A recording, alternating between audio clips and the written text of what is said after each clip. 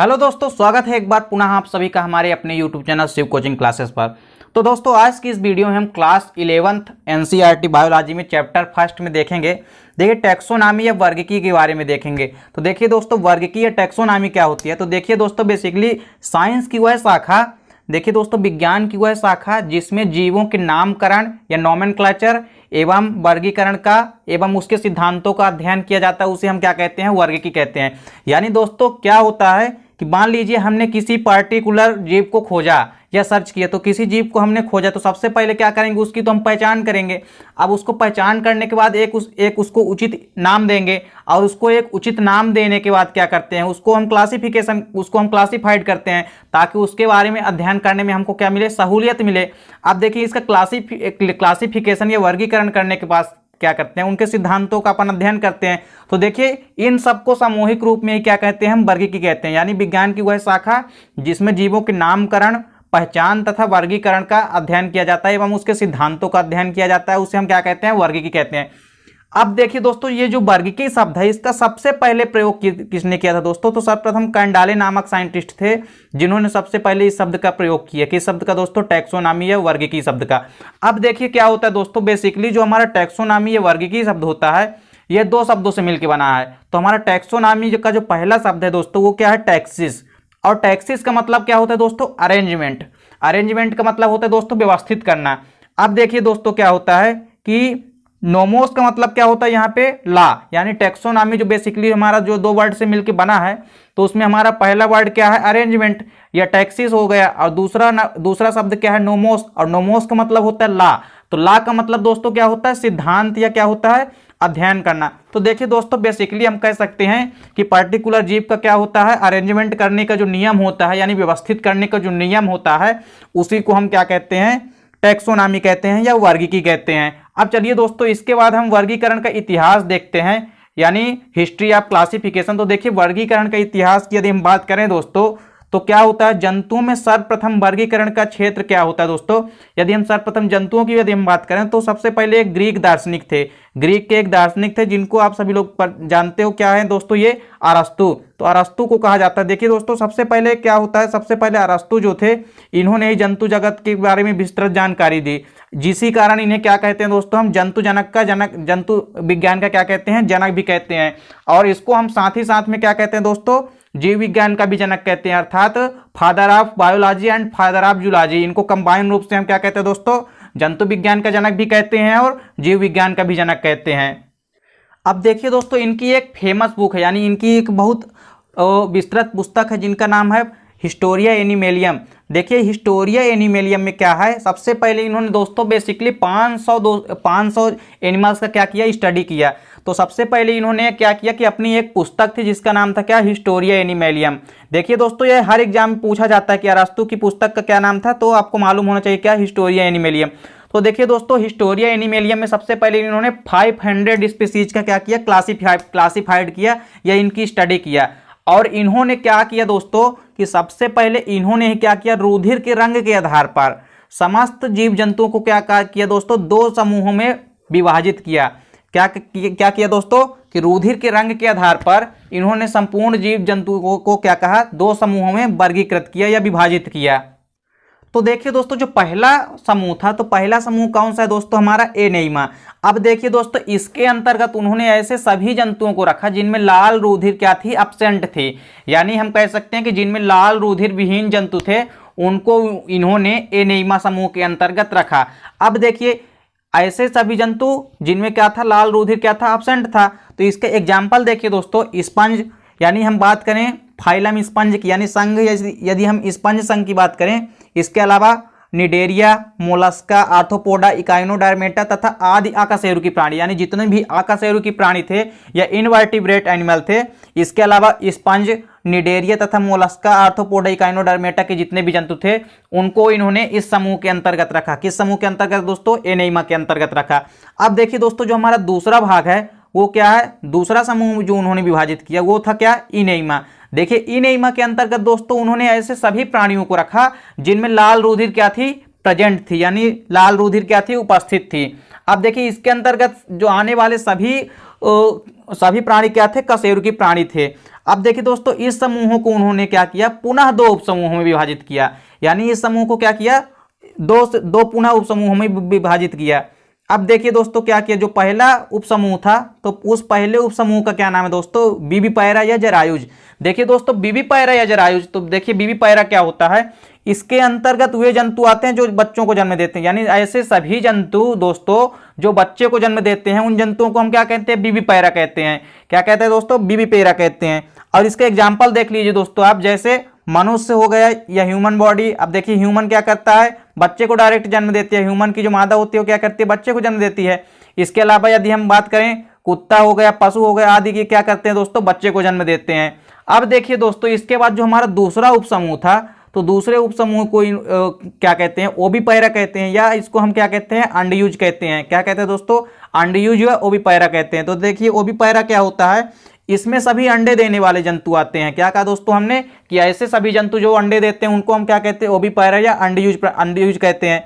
अब देखिए दोस्तों, तो अंडे देने वाले प्राणियों के एग्जाम्पल देख लीजिए, जैसे जितने भी एम्फीबियंस होते हैं बेसिकली, जैसे मेढक की यदि बात करें, ठीक है दोस्तों। इसके अलावा रेप्टिलियाज जो होते हैं, जैसे छिपकली हो गई, सर्प हो गए, ये क्या करते हैं दोस्तों, ये भी क्या करते हैं, अंडे को जन्म देते हैं, और फिर अंडे के माध्यम से फिर बाद में बच्चे पैदा होते हैं। तो यानी कि ये क्या देते हैं, अंडे देते हैं। अब देखिए दोस्तों, इसके अलावा क्या है, पक्षी हो गई, तो पक्षी भी क्या देते हैं दोस्तों, अंडे देते हैं। और यहाँ पे दोस्तों मैंने एक चीज और आपको बता दूं कि जो कुछ प्रोटोथीरियंस होते हैं, यानी प्रोटोथीरियंस या मैमल्स होते हैं। देखिए दोस्तों, प्रोटोथीरियंस क्या होते हैं, प्रोटोथीरियंस होते तो स्तनी है। बेसिकली हमने क्या बताया दोस्तों आपको, कि स्तनी जितने भी होते हैं, जैसे मनुष्य हो गया, व्हेल मछली हो गई, ये सब क्या देते हैं, ये सब क्या देते हैं, बच्चे को जन्म देते हैं। लेकिन दोस्तों क्या होता है, जैसे कुछ प्रोटोथीरियंस होते हैं, प्रोटोथीरियंस क्या होते हैं दोस्तों, मैमल्स होते हैं। प्रोटोथीरियंस क्या होते हैं दोस्तों, मैमल्स होते हैं। ये होते तो मैमल्स हैं, लेकिन हमने आपको क्या बताया कि मैमल्स क्या देते हैं, बच्चे देते हैं। लेकिन ये दोस्तों क्या है, अपवाद हैं। प्रोटोथीरियंस में देखिए दोस्तों एकिडीना होता है, और एकिडीना होता है दोस्तों, ये क्या करता है, ये होता तो मैमल्स है, लेकिन ये क्या देता है दोस्तों, अंडा देता है। तो ये एक प्रकार से क्या दोस्तों, अपवाद है। अब चलिए दोस्तों, इसके बाद क्या देखते हैं कि जो थियोफ्रेस्टस थे, थियोफ्रेस्टस, तो देखिए दोस्तों जो थियोफ्रेस्टस हैं, इनको हम क्या कहते हैं, सभी लोग पादप विज्ञान के जनक कहलाते हैं ये, ठीक है दोस्तों। यानी वनस्पति विज्ञान के क्या कहलाते हैं, ये जनक कहलाते हैं। क्योंकि दोस्तों इन्होंने सबसे पहले क्या किया कि समस्त जीव समूहों को 4 समूहों में विभाजित किया। 4 समूहों में विभाजित करने के साथ ही साथ दोस्तों इन्होंने सबसे पहले क्या किया, इनकी एक बुक है दोस्तों, हिस्टोरिया प्लांटेरम। तो हिस्टोरिया प्लांटेरम में इन्होंने 450 से 500 स्पीसीज की स्टडी की, जिसी कारण से इन्हें क्या कहते हैं दोस्तों, थियोफ्रेस्टस को अपन वनस्पति विज्ञान का जनक कहते हैं, या फादर ऑफ बॉटनी। अब देखिए दोस्तों, थियोफ्रेस्टस ने सबसे पहले संपूर्ण पादपों को क्या किया दोस्तों, 4 समूह में विभाजित किया। अब देखिए 4 समूह कौन कौन से थे दोस्तों, तो पहला तो था वृक्ष या ट्री। तो वृक्ष क्या होते थे दोस्तों, जितने भी लंबे वाले वृक्ष, लंबे पौधे होते तो उनको उन्होंने क्या किया, वृक्ष के श्रेणी में रखा। इसके अलावा छुप होते हैं, छुप के अलावा अपहुज होते हैं, देखिए, और कुछ क्या होते हैं, शाख होते हैं। तो इस प्रकार से उन्होंने क्या किया दोस्तों, 4 समूहों में विभाजित किया संपूर्ण पादपों को। चलिए दोस्तों, जो हमारा अगला टॉपिक है वो है सजीवों के अभिलक्षण, यानी सजीवों की कुछ हम विशेषताएं या लक्षण देखेंगे। देखिए बेसिकली दोस्तों, यहाँ पे हमने कुछ मोस्ट क्वेश्चन आपको करा रहे हैं जो पेपर की दृष्टि से इंपॉर्टेंट है, और पेपर में शॉर्ट क्वेश्चन में आने की इनकी संभावनाएं ज़्यादा है। अब देखिए दोस्तों, इसमें जो पहला टॉपिक है हमारा सजीवों के, यदि हम अभिलक्षण देखें तो देखिए इसमें जो पहला टॉपिक है मेन सजीवों का, वो क्या होता है, रिप्रोडक्शन या जनन। तो देखिए प्रजनन या जनन, जिसको हम रिप्रोडक्शन कहते हैं, तो देखिए क्या होता है कि सभी सजीवों का क्या होता है दोस्तों, यह एक मौलिक लक्षण होता है। यानी पर्टिकुलर कोई भी यदि लिविंग एनिमल है, यानी सजीव प्राणी है, तो उसमें क्या होता है कि जनन पाया जाता है बेसिकली। और जिसके द्वारा क्या करता है दोस्तों, जनक जो जीव है अपने समान प्राणियों या संततियों को जन्म देता है। अर्थात हम कह सकते हैं कि प्रत्येक प्राणी में या जीव में अपने समान बच्चे को या अपने समान प्राणियों को जन्म देने की क्षमता होती है, और उनकी इन्हीं क्षमता को हम क्या कहते हैं, प्रजनन कहते हैं। अर्थात प्रत्येक प्राणी अपने ही समान क्या होता है, जीवों को जन्म देता है, और उनका यही गुण क्या कहलाता है, जनन या प्रजनन कहलाता है। अब देखिए दोस्तों, पर्टिकुलर कोई भी यदि संतति या जीव है, तो उस संतति या जीव में क्या होता है, वृद्धि होगी। मान लीजिए कोई छोटा संतति या जीव है, उसमें तो पहले क्या होती है, वृद्धि होती है। अब जब उसमें वृद्धि व विकास हो जाता है तो उनमें क्या होती है, परिपक्वता आती है, यानी मैच्योरिटी आती है। अब देखिए परिपक्व होने के बाद क्या करता है, वह एक नई संतति को जन्म देता है, और वो एक नई संतति को जन्म देता है। अर्थात इस प्रकार से यह क्रिया क्या होती है, चलती रहती है। अर्थात यही क्रिया क्या कहलाती है, हमारी जनन कहलाती है। बेसिकली देखिए दोस्तों, जनन के हम कुछ उद्देश्य देखते हैं, यानी ऑब्जेक्ट देखते हैं कुछ जनन के। तो देखिए जनन का जो सबसे महत्वपूर्ण उद्देश्य होता है दोस्तों, वो क्या होता है। देखिए पहला उद्देश्य तो क्या है दोस्तों, जनन के कारण जीवों में निरंतरता बनी रहती है। क्या कहा दोस्तों हमने कि जनन के कारण ही जीवों में क्या होता है, निरंतरता बनी रहती है। और देखिए दूसरा उद्देश्य क्या है दोस्तों, जनन के परिणाम स्वरूप जीवों में विभिन्नताएं उत्पन्न होती है और विकास होता है।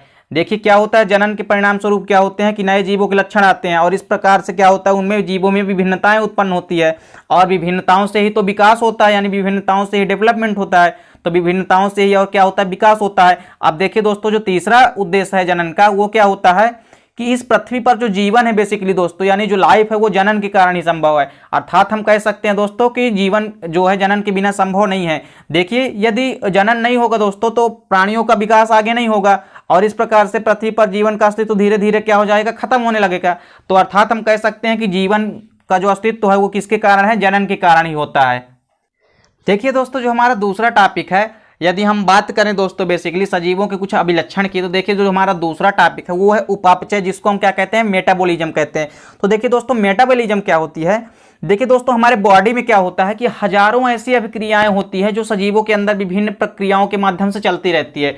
देखिए दोस्तों, जैसे बेसिकली हमारा क्या हो गया, प्रकाश संश्लेषण या फोटोसिंथेसिस हो गया, और वहीं रिस्पायरेशन हो गया, श्वसन हो गया, आदि के दौरान होती है। देखिए दोस्तों, ये प्रकाश संश्लेषण तथा श्वसन आदि ऐसी हजारों रासायनिक अभिक्रियाएं हैं जो सजीवों के अंदर चलती रहती है, और इन्हीं प्रक्रियाओं के परिणाम स्वरूप क्या होता है कि सजीव जो है तो जीवित रहने में अपने आप को क्या करता है, अनुकूलित महसूस करता है। अर्थात देखिए दोस्तों, क्या होता है, ऐसी हजारों रासायनिक अभिक्रियाएं जो सजीवों के अंदर क्या होती है, विभिन्न प्रक्रियाओं जैसे फोटोसिंथेसिस या प्रकाश संश्लेषण तथा श्वसन या रिस्पायरेशन आदि के दौरान होती है।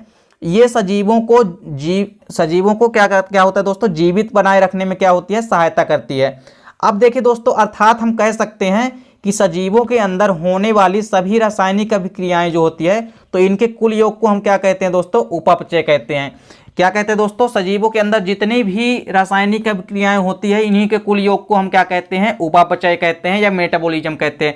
देखिए दोस्तों, मेटाबॉलिज्म बेसिकली जो है दो प्रकार की होती है। देखिए क्या होती है दोस्तों, पहला जो हमारा होता है वो होता है उपचय। तो देखिए दोस्तों, उपचय क्या होता है कि वे उपापचय की प्रक्रियाएं या क्रियाएं जिनमें अणुओं का संश्लेषण होता है, उनको हम क्या कहते हैं, उपचय अपक्रिया कहलाते हैं। देखिए दोस्तों, उपचय क्या कहलाती है कि वे उपापचय क्रियाएं जिनमें अणुओं का संश्लेषण होता है, यानी कोई भी यहाँ पे नया पदार्थ बनेगा। अर्थात हम कह सकते हैं कि मान लीजिए हमारे पास कोई तो छोटे छोटे पदार्थ हैं, उनमें से एक नया पदार्थ बन रहा है या नए पदार्थ का संश्लेषण हो रहा है, तो इस क्रिया को हम क्या कहेंगे, उपचय कहलाती है। देखिए उपचय की यदि हम एग्जाम्पल देखें तो इसका एग्जाम्पल क्या दोस्तों, जैसे अमीनो अम्लों से प्रोटीन का संश्लेषण। देखिए दोस्तों, हमको मालूम है कि अमीनो अम्ल छोटे छोटे खंड होते हैं, और बेसिकली अमीनो अम्लों की संख्या लगभग 20 होती है। तो देखिए अमीनो अम्ल क्या करते हैं दोस्तों कि आपस में क्या करते हैं, मिलकर के क्या बनाते हैं, प्रोटीन का संश्लेषण करते हैं, यानी प्रोटीन का फॉर्मेशन करते हैं। तो इस प्रकार ये जो छोटे छोटे अणु मिलकर क्या कर रहे हैं, यहाँ पे एक नए पदार्थ का संश्लेषण कर रहे हैं। तो इस प्रकार की अपक्रिया क्या हो गई, उपचय कहला गई। अब देखिए जो हमारा दूसरा भाग है दोस्तों, तो दूसरा प्रकार क्या होता है उपापचय क्रिया का, वो कहलाता है अपचय। देखिए दोस्तों, अपचय में क्या होता है, वे उपापचय प्रक्रियाएं जिनमें बड़े अणु छोटे अणु में टूटते हैं। वहां पे तो क्या हुआ दोस्तों, उपचय में तो क्या होता है कि नए अणुओं का संश्लेषण होता है, लेकिन अपचय में क्या होता है कि जो उपापचय प्रक्रियाओं के परिणाम स्वरूप क्या होता है कि जो बड़े अणु होते हैं या लार्ज मॉलिक्यूल होते हैं, वो छोटे छोटे अणुओं में क्या हो जाते हैं, टूट जाते हैं, और इस क्रिया को हम क्या कहते हैं दोस्तों, अपचय कहते हैं। अब देखिए दोस्तों, जैसे यदि हम इसके एग्जाम्पल की बात करें तो शर्कराएं जो होती है दोस्तों, ऊर्जा या एटीपी मुक्त करने के लिए क्या करती हैं, जल तथा CO2 के अणु में टूट जाती हैं। इसका एग्जाम्पल बहुत बढ़िया। देखिए दोस्तों, यदि हम शर्करा को प्राप्त करने के शर्कराओं से क्या करते हैं, एटीपी के रूप में यदि हमको ऊर्जा प्राप्त करनी होती है, तो क्या होता है कि वो बेसिकली क्या होता है, दो भागों में टूट जाता है। अर्थात जल तथा कार्बन डाइऑक्साइड में क्या होते हैं, टूट जाते हैं दो भागों में। अर्थात यहाँ पे क्या हो रहा है कि कोई भी बड़ा मालिक्यूल है वो क्या हो रहा है, छोटे अणु में या छोटे मॉलिक्यूल में क्या हो रहा है, टूट रहा है या स्फुटित हो रहा है। तो इस प्रकार से क्या कह सकते हैं हम, इस क्रिया को क्या कहते हैं, अपचय कहते हैं। अब चलिए दोस्तों, यहाँ पे हम देखते हैं एक हमारा टॉपिक है वैधता या काल प्रभावन क्या कहलाता है। देखिए दोस्तों, वैधता या काल प्रभावन, इसको हम इंग्लिश के अंदर क्या कहते हैं, एजिंग कहते हैं। देखिए दोस्तों, जो वैधता या काल प्रभावन होता है, तो ये बेसिकली क्या होता है, देखिए दोस्तों क्या होता है कि कोई भी पर्टिकुलर जीव है वो तो क्या होता है पहले यंग होता है, उसमें क्या होता है धीरे धीरे मेच्योरिटी आती जाती है, और धीरे धीरे क्या होता है दोस्तों एक लास्ट में ऐसी स्टेज आती है वो वृद्ध होने लगता है। और देखिए दोस्तों जैसे जैसे आदमी की उम्र बढ़ती जाती है तो क्या होता है दोस्तों कि उनकी जो शारीरिक क्रियाएं हैं अर्थात उनकी कोशिकाएं की जो क्रिया है उनकी कोशिकाएं धीरे धीरे क्या होता है काम करना क्या कर देती हैं बंद कर देती हैं, यानी उस हिसाब से ये काम कर नहीं कर पाती हैं जैसे कि यंग स्टेज में ये करती थी। तो जैसे जैसे आदमी का शरीर शिथिल होता जाता है यानी आदमी की वृद्धि होती जाती है, और जैसे जैसे आदमी की क्या हो जाता है दोस्तों आदमी की आयु बढ़ती जाती है तो क्या हो जाता है कि उनकी शारीरिक क्षमता यानी उनके कार्य करने की जो क्षमता है वो भी क्या हो जाती है धीरे धीरे नष्ट होने लगती है, या धीरे धीरे उनकी क्षमता क्या क्या होने लगता है ह्रास होने लगता है। तो इसी को हम क्या कहते हैं दोस्तों, यही क्रिया हमारी क्या कहलाती है वैधता कहलाती है या काल प्रभावन कहलाती है। क्या कहा दोस्तों हमने कि जीवों की बढ़ती आयु के साथ उसके जैविक क्षमता में आने वाले ह्रास को हम क्या कहते हैं काल प्रभावन या वैधता कहते हैं। ठीक है दोस्तों, तो आपको समझ में आ गया होगा कि जीवों में जैसे जैसे उम्र बढ़ती जाती है तो उनकी शारीरिक क्षमता जो होती है यानी काम करने की जो क्षमता होती है उनमें क्या हो जाता है ह्रास होने लगता है अर्थात कमी आने लगती है, और इसी को हम क्या कहते हैं काल प्रभावन या वैधता कहते हैं। अब देखिए दोस्तों इसी के साथ कुछ विशेष अंगों जैसे मस्तिष्क हो गया, हमारा ब्रेन हो गई, यकृत या लीवर हो गया, वृक्क या किडनी हो गई, इसके अलावा जो हमारा हार्ट या हृदय है आदि में शारीरिक क्रिया को क्या करते हैं संपादित करने की क्षमता में क्या हो जाती है कमी हो जाती है। अर्थात हम यह कह सकते हैं कि हार्ट बीट जैसे हो गई दोस्तों तो इसमें क्या हो जाती है कमी होने लगती है। यदि हम ब्रेन की बात करें तो वो भी अच्छे से सुटेबल रूप से काम करना धीरे धीरे क्या हो जाती है बंद कर देती है, और इसके अलावा वृक्क भी क्या होता है अच्छे से मूत्र को छानने में क्या हो जाता है अच्छे से मूत्र को नहीं छान पाता है। तो हमें एक तरह से कह सकते हैं दोस्तों कि जैसे जैसे उम्र बढ़ती है तो सभी अंग धीरे धीरे क्या करते हैं कि उनकी कोशिकाएं जो है काम करना धीरे धीरे क्या करती है बंद कर जाती हैं या कमी हो जाती है उनमें काम करने की क्षमता में। तो उनके इन्हीं ह्रास को हम क्या कहते हैं दोस्तों काल प्रभावन या वैधता कहते हैं। अब देखिए दोस्तों जीव विज्ञान की वह शाखा जिसके अंतर्गत वैधता का अध्ययन किया जाता है, क्या कहा दोस्तों हमने कि बायोलॉजी की वह शाखा या ब्रांच जिसके अंतर्गत अपन वैधता का अध्ययन करते हैं या काल प्रभावन का अध्ययन करते हैं तो उसे हम क्या कहते हैं दोस्तों जीरांटोलॉजी कहते हैं। देखिए दोस्तों ऑब्जेक्टिव टाइप क्वेश्चन में ये पूछा जाता है कि वैधता के अध्ययन को हम क्या कहते हैं, तो देखिए दोस्तों वैधता के अध्ययन को अपन क्या कहते हैं जीरांटोलॉजी कहते हैं। अब देखिए दोस्तों क्या होता है चिकित्सा विज्ञान की वह शाखा जो वैधता से संबंधित बीमारियों क्या कहा दोस्तों हमने वैधता से संबंधित बीमारियों तथा उसके इलाज से संबंधित होता है उसको हम क्या कहते हैं दोस्तों जेरिएटिक्स कहलाता है। यानी जेरिएटिक्स क्या कहलाता है दोस्तों, तो काल प्रभावन से संबंधित जो भी बीमारियां हैं तथा उनसे संबंधित जो भी उपचार हैं तो उनको जिस शाखा के अंतर्गत अपन डिनोट करते हैं उसको हम क्या कहते हैं जेरिएटिक्स कहते हैं। और ये जो जेरिएटिक्स है दोस्तों तो ये जेरिएटिक्स जो शब्द है जो सबसे पहले किसने दिया था नेस्टर नामक साइंटिस्ट थे उनके द्वारा यह शब्द दिया गया। अब देखिए दोस्तों एक यहाँ पे चीज और नोट करनी है आपको कि व्लादिमीर केरेंचोस्की को हम क्या कहते हैं जीरांटोलॉजी का जनक कहलाते हैं, यानी फादर ऑफ जीरांटोलॉजी कौन कहलाते हैं व्लादिमीर केरेंचोस्की। क्या कहा दोस्तों हमने कि व्लादिमीर केरेंचोस्की को हम क्या कहते हैं जीरांटोलॉजी का जनक कहते हैं। देखिए दोस्तों पेपर में कभी कभी डिफरेंस पूछा जाता है किसके किसके बीच लिविंग एंड नॉन लिविंग के बीच, यानी सजीव और निर्जीवों के बीच क्या होता है कभी कभी अंतर पेपर में पूछा जाता है। तो चलिए हम दोस्तों देखते हैं सजीव और निर्जीव के बीच अंतर देखते हैं। तो एक साइड क्या है दोस्तों हमारा सजीव या लिविंग और दूसरी साइड क्या है हमारा निर्जीव या नॉन लिविंग। अब बेसिकली देखिए दोस्तों इसका पहला डिफरेंस क्या है कि सजीवों का जो शरीर होता है यानी जितने भी लिविंग्स की बॉडी होती है वो एक अत्यंत जटिल पदार्थ का बना होता है, और इस जटिल पदार्थ को हम क्या कहते हैं जीव द्रव्य कहते हैं। क्या कहा दोस्तों कि यानी लिविंग्स या जीवित या जितने भी जीवित शरीर हैं उनमें क्या होता है सजीवों में क्या होता है कि उनका शरीर जो होता है या उनकी बॉडी होती है एक जटिल पदार्थ या कॉम्प्लेक्स मटेरियल की बनी होती है, और जिसे हम क्या कहते हैं जीव द्रव्य या प्रोटोप्लाज्म कहते हैं। और यही प्रोटोप्लाज्म ही क्या होता है दोस्तों जीव द्रव्य भी क्या होता है जीवन का भौतिक आधार होता है। ठीक है दोस्तों, तो अब इसके बाद देखिए दोस्तों इसके विपरीत क्या है जो निर्जीव है इनमें क्या होता है किसी भी प्रकार का जीव द्रव्य नहीं पाया जाता है, अर्थात इनमें क्या होता है कोई भी जटिल पदार्थ नहीं पाया जाता है। अब देखिए दोस्तों क्या होता है इसके बीच यदि हम दूसरा डिफरेंस देखें तो क्या है सजीव अपना भोजन स्वयं बनाते हैं, यानी दोस्तों ये अपना भोजन स्वयं ग्रहण करते हैं, अर्थात ये क्या होते हैं दोस्तों ऑटोट्रॉपिक होते हैं। और जितने भी सजीव होते हैं ये ऑटोट्रॉपिक होते हैं। ये क्या करते हैं कि सूर्य प्रकाश के द्वारा क्या करते हैं दोस्तों जल और कार्बन डाइऑक्साइड के संयोग से क्या करते हैं इनमें क्लोरोफिल उपस्थित होता है जिसके कारण ये अपना भोजन स्वयं बना लेते हैं फोटोसिंथेसिस के थ्रू। अब देखिए दोस्तों इसके विपरीत जो हमारे निर्जीव होते हैं या नॉन लिविंग होते हैं इसमें भोजन ग्रहण करने की क्षमता का अभाव होता है, यानी इनमें किसी भी प्रकार का ना तो फूड का फॉर्मेशन होता है और ना ही इनके अंदर भोजन ग्रहण करने की क्षमता होती है। चलिए दोस्तों तीसरा डिफरेंस हमारे बीच क्या है इनमें गति होती है। देखिए इनमें मूवमेंट पाया जाता है, अर्थात एक स्थान से दूसरे स्थान तक ये लोकोमोट कर सकते हैं, लोग एक स्थान से दूसरे स्थान तक चल सकते हैं।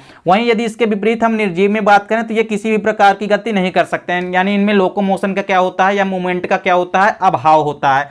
अब देखिए दोस्तों क्या होता है, चौथा डिफरेंस क्या है, इनमें प्रजनन करने की क्षमता होती है जिससे ये अपने जैसे प्राणियों को उत्पन्न कर सकते हैं। अब देखिए दोस्तों, हमने आपको पहले ही बताया कि जनन के परिणाम स्वरूप क्या करते हैं जीव, अपने ही समान जीवों को क्या करते हैं, जन्म देते हैं, जिससे ये क्या करते हैं, प्राणियों में निरंतरता बनाए रखते हैं। अर्थात इनमें क्या होती है, प्रजनन की क्षमता होती है, अर्थात अपने ही समान बच्चे को या जीव को पैदा करने की इनमें के अंदर क्षमता होती है, और उनका यही गुण क्या कहलाता है, प्रजनन कहलाता है। इसके विपरीत देखिए दोस्तों, जो निर्जीव होते हैं इनमें किसी भी प्रकार की प्रजनन क्षमता नहीं पाई जाती है, अर्थात इनमें प्रजनन क्षमता का अभाव होता है। अब देखिए दोस्तों, इनमें क्या होता है कि पांचवा डिफरेंस क्या है दोस्तों, कि सजीवों में जन्म, वृद्धि काल, प्रजनन काल, प्रभावन तथा मृत्यु अवस्थाएं पाई जाती है। देखिए दोस्तों, यदि हम लिविंग्स की बात करें तो इनमें जन्म होगा तथा वृद्धि प्रवस्था पाई जाएगी। अब वृद्धि प्रवस्था के परिणाम स्वरूप क्या होगा, आगे चल के प्रजनन काल भी आएगा इनमें। प्रजनन काल के बाद क्या होता है दोस्तों, काल प्रभावन भी होता है, और तथा मृत्यु की अवस्था पाई जाती है, यानी धीरे धीरे क्या हो जाता है कि लास्ट क्षण में आदमी क्या हो जाता है, मृत्यु हो जाती है। और इसके विपरीत यदि हम बात करें निर्जीवों में, तो इनमें ना तो कोई जीवन चक्र होता है और ना ही इनमें काल प्रभावन अथवा मृत्यु जैसी अवस्थाएं होती है, अर्थात ये इनमें किसी भी प्रकार का क्या होता है, इन क्रियाओं का अभाव होता है, या जीवन चक्र इनमें किसी प्रकार का नहीं होता है। चलिए दोस्तों, इसके अलावा एक और अंतर देख लेते हैं अपन।